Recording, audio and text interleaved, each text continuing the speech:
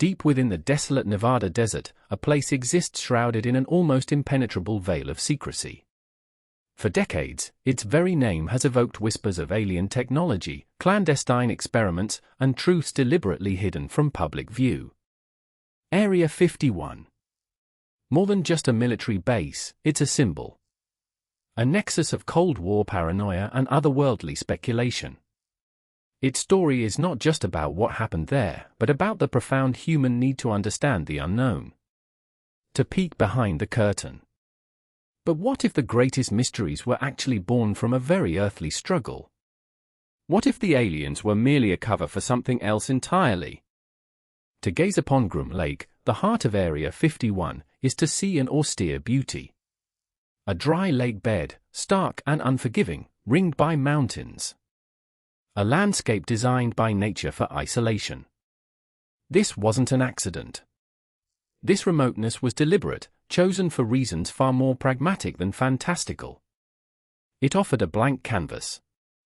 An arena where the United States could develop and test cutting-edge aircraft, far from prying eyes. Not alien eyes, but the watchful gaze of geopolitical adversaries.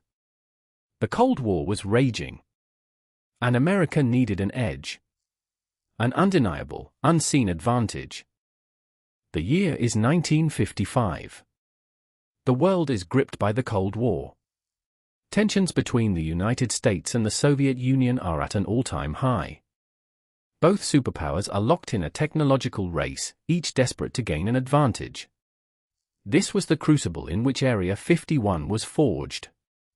It began not with extraterrestrial encounters, but with a pressing, very human need for intelligence. Specifically, for eyes in the sky. To peer behind the Iron Curtain. To understand Soviet capabilities and intentions. A daring, unprecedented mission. It demanded a plane unlike any other. And a testing ground of absolute secrecy. The CIA, newly formed and eager to prove its worth, initiated Project Aquatone. Its objective, develop a high-altitude reconnaissance aircraft that could fly over Soviet airspace undetected. The aircraft, code-named Aquatone itself, would eventually become known as the U-2 Dragon Lady. But first, a clandestine testing site was needed. A place far from civilian air traffic corridors, secure from observation, and offering vast, unobstructed flight paths. The search was rigorous. The requirements extreme. The stakes immeasurable. This was the very beginning of the legend. Before any whispers of the unexplained. In the summer of 1955, a small team, including famed Lockheed engineer Kelly Johnson, flew over a desolate alkali flat known as Groom Lake. It was perfect. A natural dry lake bed providing an ideal runway, remote enough for absolute secrecy, and within the existing Nevada test site for logistical support. The land was quickly acquired by the Atomic Energy Commission as part of their test range, effectively cloaking the project under a layer of nuclear secrecy. What began as a mere patch of desert was about to become the most talked about, yet least understood, piece of real estate on Earth. The base was established. The legend, born. The U-2 spy plane, a marvel of aerospace engineering for its time, was designed to fly at altitudes exceeding 70,000 feet. Higher than any other aircraft. This extreme altitude made it virtually undetectable by Soviet radar and surface-to-air missiles of the era. Pilots would refer to their flights as edge-of-space missions. Its initial test flights from Groom Lake were extraordinary, pushing the boundaries of aviation. But these flights, soaring silently and incredibly high, also had an unforeseen side effect. They would soon become the origin of a phenomenon that would capture the public's imagination, intertwining fact with myth. The appearance of the U-2 in the sky was unlike anything people had ever seen. Commercial airliners flew at altitudes around 20,000 feet. The U-2 flew 3 times higher. From the ground, it appeared as a silent, silver, impossibly fast disk, or sometimes a cigar-shaped object, glinting in the sun. Reports of unidentified flying objects, or UFOs, surged dramatically in the mid to late 1950s. Most of these sightings, unbeknownst to the public, were almost certainly the classified U-2 aircraft. The government, of course, couldn't admit to their existence. So the mystery deepened. The groundwork for a grander narrative was unwittingly laid. The CIA found itself in a paradoxical situation. The more successfully the U-2 flew, the more UFO reports flooded in. To acknowledge the U-2's existence would compromise national security. So, a strategy of plausible deniability was employed. Explanations were offered for sightings, weather phenomena, conventional aircraft, even mass hysteria. Anything but the truth. This intentional misdirection, while serving a critical Cold War purpose, inadvertently fostered a deep mistrust in official statements. It created fertile ground for alternative theories. For the idea that the government was actively concealing extraordinary truths. A dangerous precedent. A double-edged sword. Even as the U-2 achieved its intelligence goals, the demand for faster, higher-flying reconnaissance grew. The Soviets were developing better defenses. This led to Project Oxguard, the successor to the U-2, which aimed to create an aircraft that could fly at Mach 3+ speeds and altitudes over 85,000 feet. This was the A-12, the precursor to the legendary State Route 71 Blackbird. Once again, Groom Lake became the epicenter of this top-secret development. Its runways were extended, its facilities expanded, all under the same cloak of absolute secrecy. A new generation of UFOs was about to take to the skies. The State Route 71 Blackbird was an unparalleled feat of engineering. Capable of outrunning missiles, it pushed materials science and aerodynamics to their absolute limits. Its unique design, dark stealthy appearance, and incredible performance would have been utterly inexplicable to any civilian who glimpsed it. These aircraft, like their U-2 predecessors, undoubtedly contributed to the growing number of fast-moving, silent objects reported in the skies above the American Southwest. Each new generation of classified aircraft unknowingly fueled the narrative of the unknown. The government's continued silence only amplified the mystery. What else could they be hiding? By the late 1960s and early 1970s, satellite reconnaissance began to reduce the critical need for high-altitude spy planes like the U-2 and State Route 71 for routine missions. This shift might suggest a decrease in Area 51's activity, but quite the opposite. The base continued to evolve, becoming a hub for developing and testing even more exotic, highly classified aerospace technologies. The focus perhaps moved from raw altitude and speed to other frontiers, stealth, electronic warfare, and advanced propulsion concepts. The nature of the secrets evolved, but the need for ultimate secrecy remained. And with it, the speculation. Despite official denials and the base's extreme security, rumors about Area 51 slowly began to seep into public consciousness.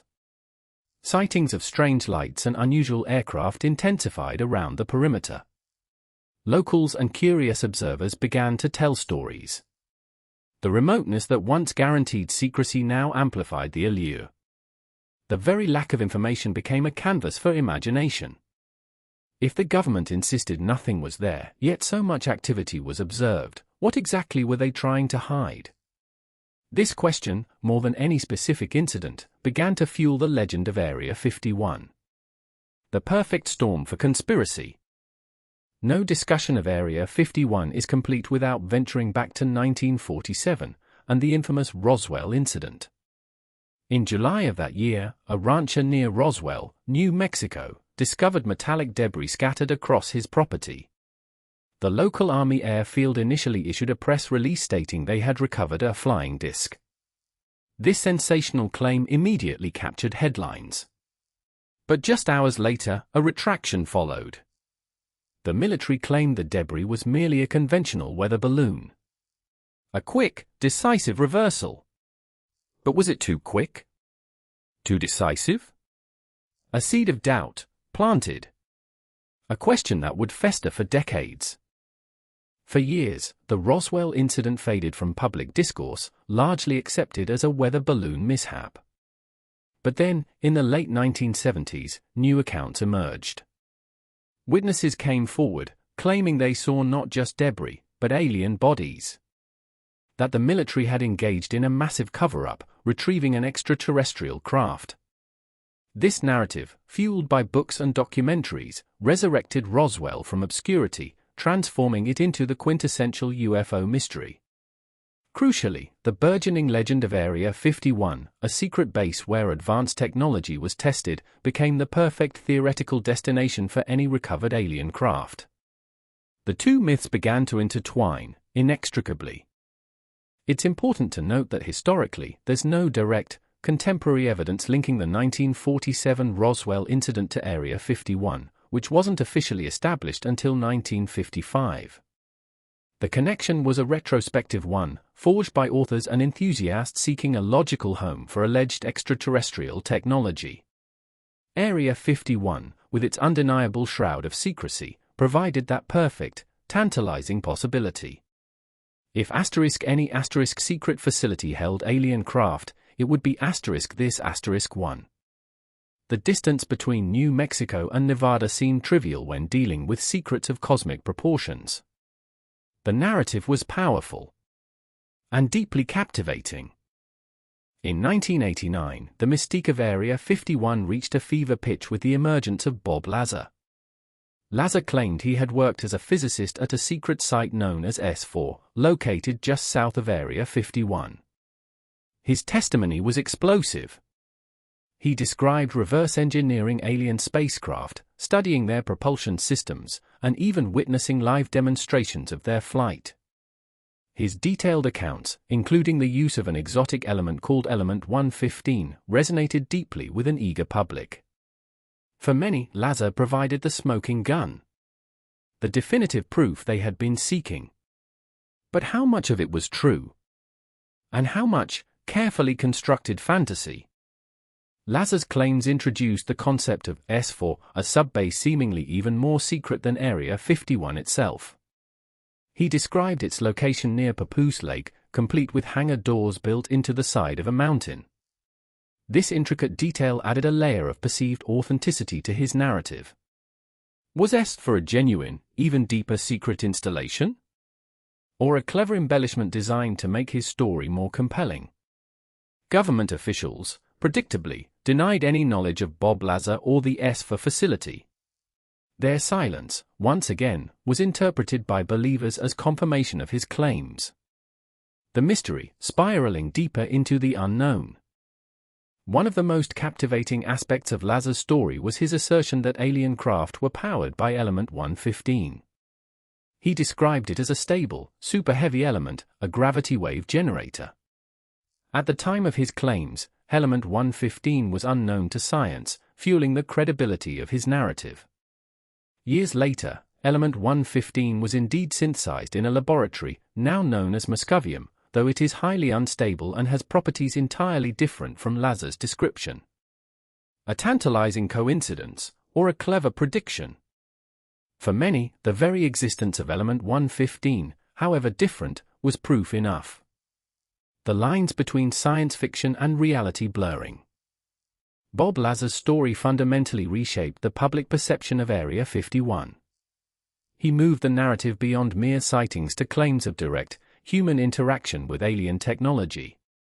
His account became a cornerstone of modern UFO lore, inspiring countless books, documentaries, and even paving the way for the Storm Area 51 internet phenomenon decades later. Whether you believe him or not, Lazar undeniably injected a powerful, persistent new element into the Area 51 mythos. The idea that not only are aliens real, but their technology is actively being studied deep within our secret military installations. A compelling, terrifying thought. For decades, the US government officially denied Area 51's very existence. It was a blank spot on maps, a ghost in the desert. Then, in the early 1990s, the first cracks appeared in the wall of secrecy. In response to Freedom of Information Act requests and growing public pressure, documents began to surface. Slowly. Deliberately. These initial declassifications confirmed that Area 51 was indeed a real place, a testing facility for the U-2 and later the State Route 71 Blackbird. But the revelations were carefully managed. They provided just enough truth to satisfy some, but left ample room for lingering doubt. For even deeper questions. The most significant declassification came in 2013, when the CIA officially acknowledged the existence of Area 51, referring to it as an operating location for the U-2 program. This long-awaited admission came with the release of a detailed historical report. It corroborated decades of rumors about the base's role in developing advanced aircraft. The report explained that the high-altitude U-2 flights were responsible for many of the UFO sightings of the 1950s. The truth was finally out. Or at least, truth. A partial truth. A carefully curated version designed to explain away the extraordinary with the mundane. The declassified documents provided a treasure trove of information about Area 51's Cold War origins. They detailed the intense secrecy surrounding the U-2 and A-12 programs, the challenges of operating in such a remote location, and the elaborate measures taken to ensure security. We learned about the black budgets that funded these projects, the recruitment of elite engineers and pilots, and the constant fear of Soviet espionage. The documents painted a picture of a relentless pursuit of technological superiority. A place where American ingenuity soared, literally, to new heights. But did they reveal everything ? Even with the declassifications, questions persist. The official reports primarily focus on the U-2 and A-12 programs, largely covering the period up to the early 1970s. What about the decades after ? What advanced projects, what groundbreaking technologies, were developed and tested from the 1980s onwards? The official narrative leaves a vast temporal gap. A space where imagination still runs wild.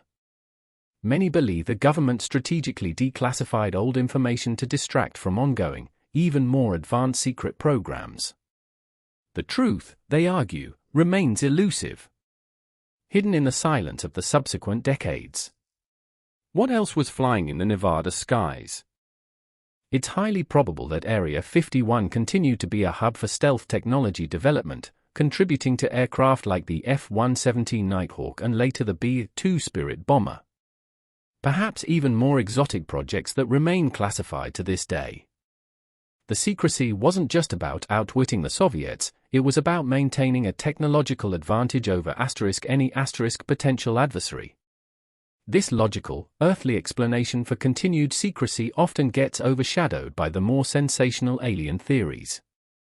But what if the mundane truth of advanced military R&D is, in its own way, just as astounding as any alien encounter? The pursuit of air superiority. A constant, silent war. The government's initial strategy of denying the U-2, and then slowly revealing the truth, inadvertently created an environment ripe for misinformation. When official sources are untrustworthy, people seek alternative explanations. The alien narrative, once sparked, became self-sustaining. Every strange light, every unexplained phenomenon, every bit of secrecy, was interpreted through the lens of extraterrestrial involvement. The truth, in a way, became secondary to the story. To the captivating, imaginative narrative of cosmic visitors.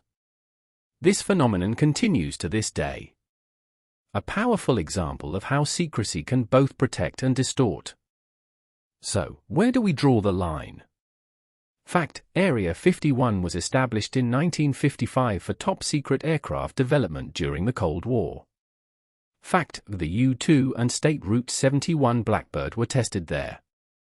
Fact, the CIA officially acknowledged its existence and purpose. Fiction, there is no verified, declassified evidence of alien spacecraft or extraterrestrial beings at Area 51. The Roswell incident, while intriguing, has been officially attributed to a classified Project Mogul balloon. Bob Lazar's claims remain uncorroborated by any official or independent scientific sources. The distinction is crucial, yet often blurred by decades of compelling stories. The desire to believe is a powerful force. Despite official explanations, the fascination with Area 51 persists. Perhaps because the official truth, while logical, lacks the drama and cosmic wonder of alien visitors. Or perhaps because the government's long history of denial still leaves a lingering suspicion that more is being withheld. The very fact that secrets were kept for so long, and that advanced, otherworldly-looking aircraft were developed there, only fuels the imagination. The lure of the unknown is potent. And in the desert, under watchful eyes, that allure still thrives. A monument to human curiosity and to human distrust. A paradox of information. Today, Area 51 remains an active, highly secure U.S. Air Force facility. Satellite imagery shows continued expansion and development, hinting at ongoing classified projects. While the specific nature of these projects is, predictably, still under wraps, it's safe to assume they involve cutting-edge aerospace and defense technologies. The threat landscape has changed dramatically since the Cold War, but the need for technological superiority has not. Area 51 is no longer a blank spot on the map, but it is certainly not an open book. Its purpose may be clearer, but its daily operations remain deep in the shadows. In an age of ubiquitous cameras, satellite mapping, and instant information, maintaining a secret like Area 51 becomes increasingly challenging. Yet, the U.S. military continues to do so, albeit with a partially lifted veil. What does this tell us about the future of government secrecy? Is it still possible to hide monumental projects from public scrutiny? Or has the very act of denial become a tactic in itself, a way to control narratives and deflect attention from sensitive research? The story of Area 51 is a masterclass in strategic obfuscation, and a testament to the power of a good story.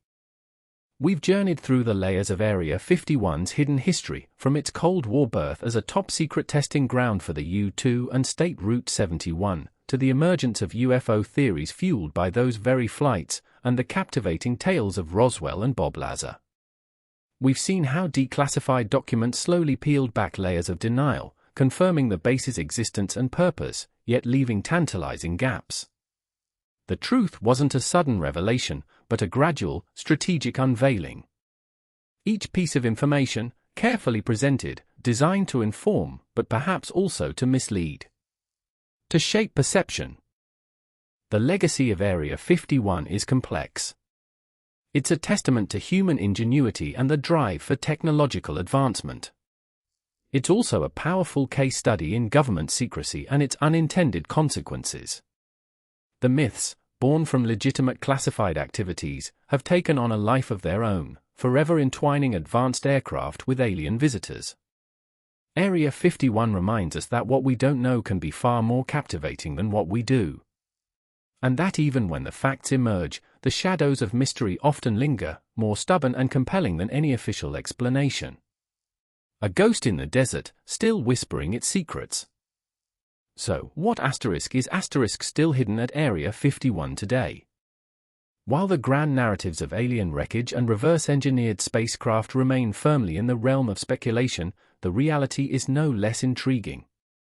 The base almost certainly continues to develop and test aerospace technologies that are years, even decades, ahead of public knowledge.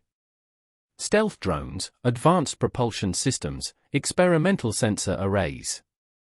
The real secrets are likely prosaic to scientists, but revolutionary to the world. They are the cutting edge of military innovation, concealed by design. The whispers may be gone, but the work continues. Unseen. Unknown. Until, perhaps, another layer of truth is carefully peeled back. What will it reveal?